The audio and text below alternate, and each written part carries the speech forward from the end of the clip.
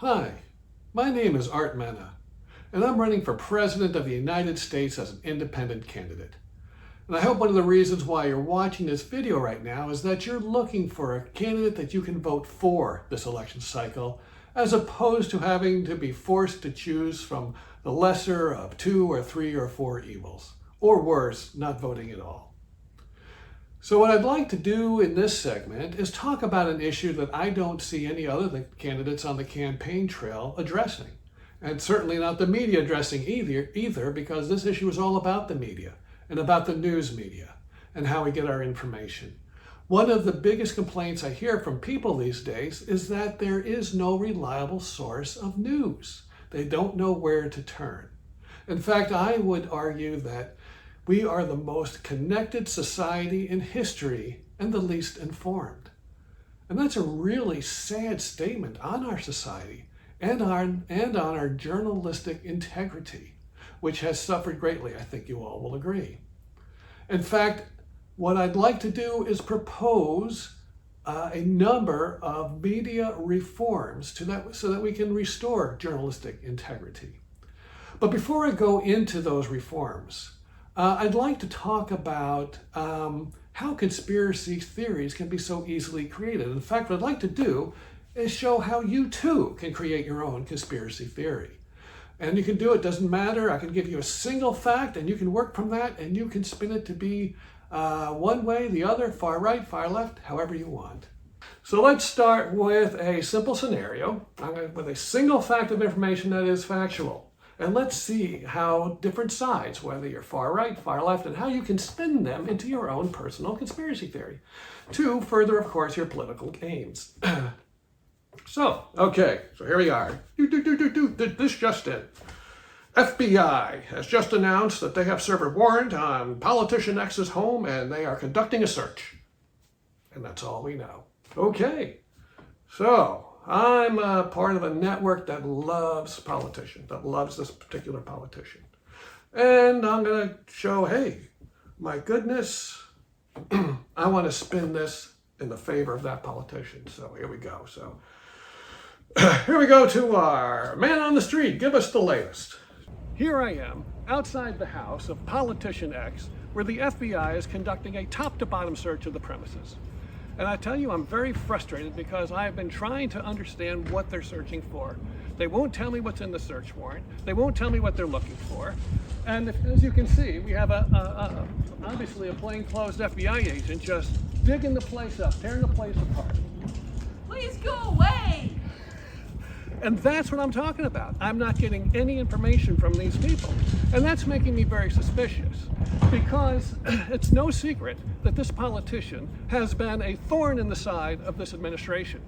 And that makes me think that there might be something more to what's going on here. In fact, I'm not even sure that the FBI knows what they're searching for, and they just may be on a fishing expedition.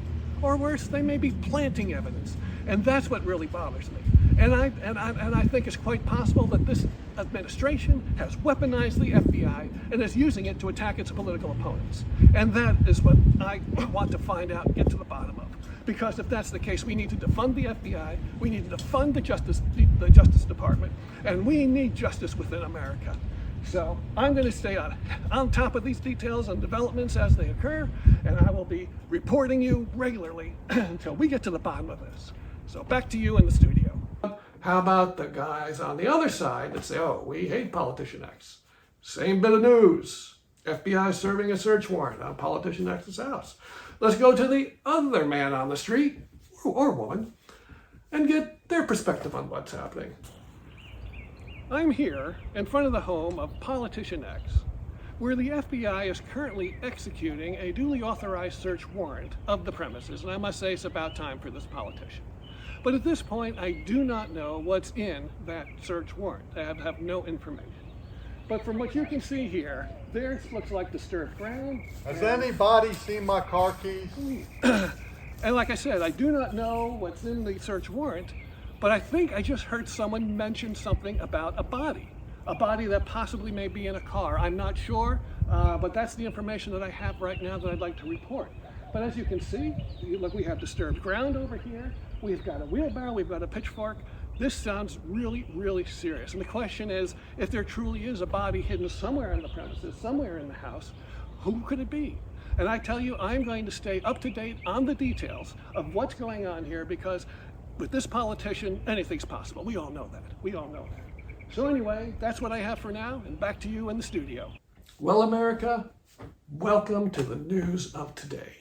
And I think you know the different news outlets that have perpetuated these types of theories and reporting, irresponsible reporting with absolutely no facts, no evidence, but it serves their agenda. So what do we do about it? Number one, okay, let me ask you a question. When you have someone come into your home to say, do some plumbing or work, you have an electrical problem, you want to hire an electrician, you want to hire a plumber, you're going to make sure that you have a qualified, licensed professional working on your home. Especially when it comes to electricity, you don't want to have any chances of fire breaking out. Plumbing, you don't want any floods or water damage to any of your possessions or your house. So you're going to get a licensed professional. Why don't we demand this of our journalists?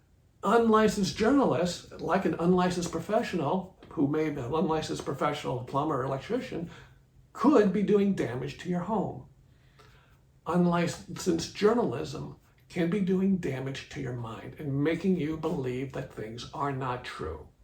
And unfortunately, I think we can go a long litany on both the right and the left that have done their best to convince us of things that are not true. And I'll just bring up two as an example. You have the Democrats in the 2016 election trying to convince you that there was Russian collusion between the Trump campaign and the Russians. Then we have 2020, the media on the right, and politicians trying to convince you that the 2020 election was stolen by the Democrats. Again, patently untrue. And I can go into reasons why I know that to be a fact that is absolutely untrue. But again, this is what has caused division within our society, has caused people to just throw out the ability to do critical thinking because we become so polarized, we've made enemies of one another, and we just want to believe things. We want to believe the worst about our political adversaries. In fact, again, no longer are they opponents, or they are enemies. And they must be defeated at all costs. So, what's my solution to this nonsense? My solution is, number one, journalists must be licensed. If you are going to be reporting news, if you're going to advertise that your newspaper, that your cable channel, that your TV channel, that your radio channel is presenting news, it must be done with a fully licensed journalistic staff. And to get those licensed, there will be a set of criteria that each journalist must adhere to and agree to before they will get their license. And we'll talk a little bit about what those requirements might be a little bit later. So, licensed journalism. Number two, if you are a news media outlet, or if you are a media outlet that want to have news in your name, well, you need to report news. And so many of these cable news channels are reporting anything but news. It's gossip, it's speculation, it's opinion, and unfortunately, conspiracy theories out the wazoo. And excuse my language. So what do we do about that? Well, if you're going to be in news, if you're going to have news in your name, you have to spend a certain amount of time. I've thrown out the number 85% of your airtime or of your space in your newspaper has to be reporting factual news, not opinion, not gossip, not speculation. It has to be factual news. Now, you want to have a time for opinion? You want to have a time for gossip? You want to have time for conspiracy theories? Well, then you need to label those. And you can need to put those in a separate section of that media, whether it's a separate time section or a separate part of your newspaper that clearly says, these are opinions and they could be as nutty as possible, but hey, we do believe in free speech and we're going to include them in our reporting here. But at least make it clear. Don't embed your spin on the facts to serve your political agenda. Let people know what the facts are, and then if they want to go to some talk show and channel or to hear what they have to say about the news, fine. But don't but make it clear that you're taking a risk in doing that. That instead of informing you, chances are they're going to try to brainwash you. But anyway, that's number 2. Number 3, as a legitimately licensed news network will have to, again, adhere to certain standards. So, for example, if you're a newspaper, you print a headline that later is false, that you turn out to be incorrect. So-and-so accused of such and such, or so-and-so caught doing such and such, even better, so-and-so caught doing such and such. Well, if you find out so-and-so didn't do, find out later that so-and-so didn't do such and such, so-and-so wasn't even anywhere near the such and such, then you have to correct that in the exact same font if it's in your newspaper. So if it's a headline, it's going to be on the front page. And try to reach as many people as possible that may have read the incorrect information, so that truth may be the number one objective, that people know the truth. And unfortunately, as we all know, truth is unfortunately an afterthought in so much of the reporting, because the political agenda and politics and winning at any cost seems to be the so sad modus operandi today.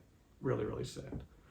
And if you are a cable channel, and if every half hour on the hour you reported incorrect information, and then you find out that information was wrong, you did that every half hour on the hour for 24 hours, well then you're going to have to you're going to have to report a retraction, report the error every half hour on the half hour for the next 24 hours. Be real, and once you've understood that information was wrong. So that's just a start. But my plan would be, since journalists are going to be most effective, and I know there are a lot of good journalists out there that are trying to do the right thing, trying to report the truth in the news, and they've got to be just as disgusted as the rest of us are of all the nonsense that's out there and all the talking heads that are just spewing venom and nonsense. And those are the people that I would like to assemble into a group that can come up to figure out how they can best police and certify their own profession and go from there. So that is my proposal for media reform. I have a few more comments if you go to my webpage. I also talk about these same issues. And so I thank you for listening to me. And I hope I at least made you think. And I would love your support for being President of the United States, because the only way things are going to change is if you change them. Okay? You have the power to change politics. You have the power to change politics. And unless you exercise that power, these worthless politicians are going to continue to tell you what to think and tell you what to believe so that they can stay in power and do whatever the heck they want. So, again, thank you for allowing me to entertain you.